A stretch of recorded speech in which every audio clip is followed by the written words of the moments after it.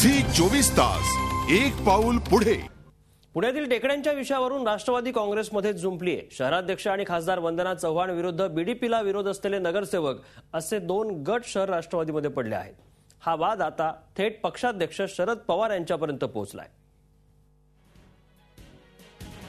पुणे महापालिका हद्दीत 1997 साली 23 गावं समाविष्ट करण्यात आली। या गावांचा विकास आराखडा तयार व्हायला 2012 साल उजाडलं। तरीही विकास आराखड्यातील बीडीपीचा विषय अर्धवट राहिला। विकास आराखड्यात 23 गावातील टेकड्यांवर बीडीपी अर्थात बायोडायव्हर्सिटी पार्कचं आरक्षण दर्शवण्यात आलं। बीडीपी बाबत प्रत्येक पक्षाची वेगळी भूमिका आहे। मात्र बीडीपी वरून सर्वाधिक वेळा कोलांट्या उड्या मारल्या आहेत त्या राष्ट्रवादीनं। अखेर फेब्रुवारी 2012 मध्ये झालेल्या महापालिका निवडणुकीत राष्ट्रवादीनं बीडीपीला पाठिंबा दिला। आता 1.5 वर्षानंतर राष्ट्रवादीच्या बहुसंख्य आमदारांनी पुन्हा एकदा बीडीपीला विरोध सुरू केलाय आणि तोही शहराध्यक्ष वंदना चव्हाण यांच्या विरोधात जाऊन। याबाबत नगरसेवकांनी थेट पक्षाध्यक्ष शरद पवार यांच्याकडेच निवेदन दिले।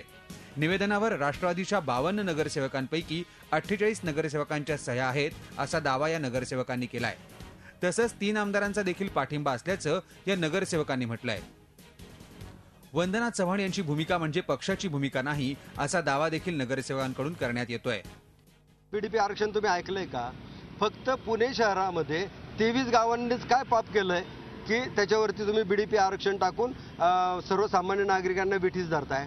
शहराध्यक्ष वंदना चव्हाणांनी घेतलेली भूमिका पक्षाची अधिकृत भूमिका नाहीये, ती वैयक्तिक भूमिका। पवार साहेबांना निवेदन दिलेलं आहे किंवा बीडीपीच्या बाबतीमध्ये पुनर्विचार करण्यात यावा म्हणून आम्ही पुणे महानगरपालिकेतल्या राष्ट्रवादी काँग्रेसच्या नगरसेवकांनी एक पत्र दिलेलं आहे। त्याच्याजवळ 48 नगरसेवकांनी सह्या केल्यात। शहराध्यक्ष आणि खासदार वंदना चव्हाण या आपल्या भूमिकेवर ठाम आहेत। 23 गावांमधील टेकड्या बीडीपीसाठी राखीव राहायला हव्या अशी भूमिका त्यांनी घेतली आहे।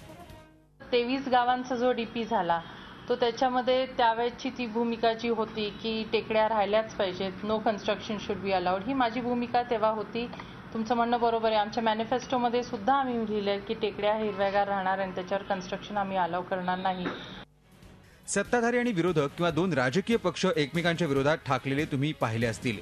मात्र एकाच पक्षातील नेते शहराच्या एखाद्या विषयावरून असे एकमेकांविरुद्ध उभे ठाकल्याचं हे उदाहरण दुर्मिळच आहे। आता हा वाद पक्षाध्यक्षांच्या दरबारात गेला असला तरी या बाबतीत निर्णायक भूमिका ठरणारे ती पालकमंत्री अजित पवारांची। Nitin Patole, Zee media, Pune. Zee 24 तास एक पाऊल पुढे।